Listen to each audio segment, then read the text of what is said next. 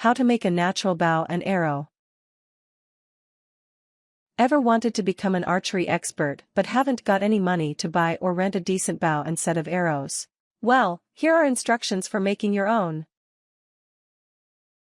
Method 1: Gathering and preparing supplies. 1. Find the freshest wood possible. It would be best to cut a branch directly off of a tree, but wood can be sourced elsewhere as well. The ideal branch would be flexible, snap right back into place when bent, and also have a slight natural curve. Be sure you are allowed to use the wood you are taking. Your neighbors may not like you cutting their trees, and some trees in local parks or forests may be sensitive or endangered. 2. Clean the branch. Remove all extra twigs, though you may want to leave a short one in the middle of the bough to use as a guide for the arrow. Remove the bark in order to make the bough easier to hold and the arrow easier to loose. 3. Find string. Ideal string will be about 6 inches shorter than the bough itself. Thinner, stronger string is best. 4. Arrows require special wood. Find a stick that is thin, lightweight, and strong.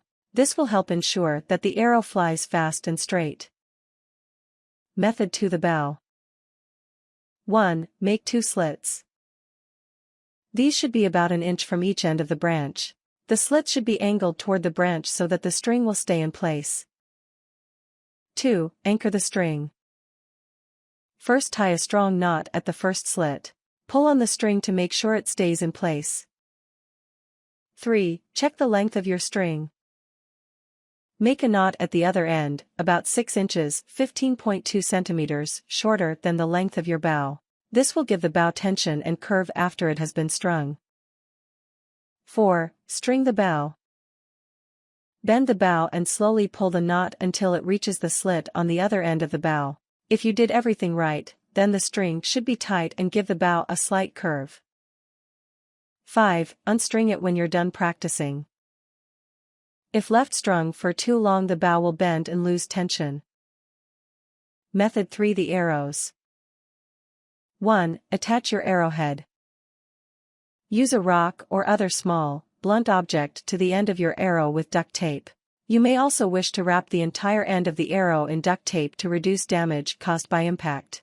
This end should be the heaviest, as it allows the arrow to travel further. 2. Attach your fletching. Fletching is the material at the end of the arrow which helps guide it as it flies. If you don't know how, here's how to fletch arrows. 3. Nock the arrow.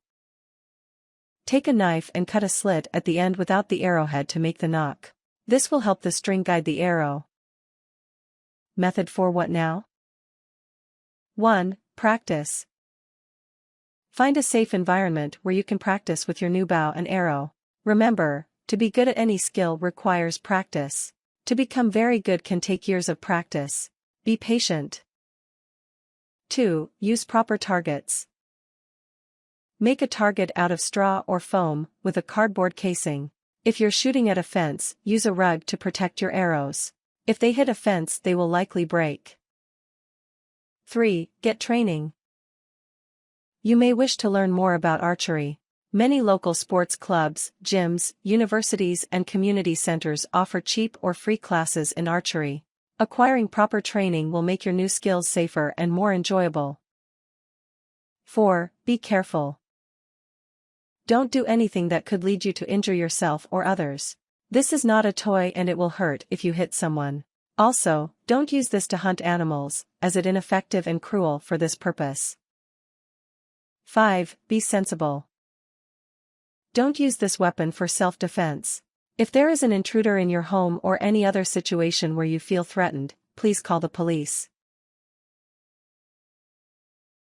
Warnings.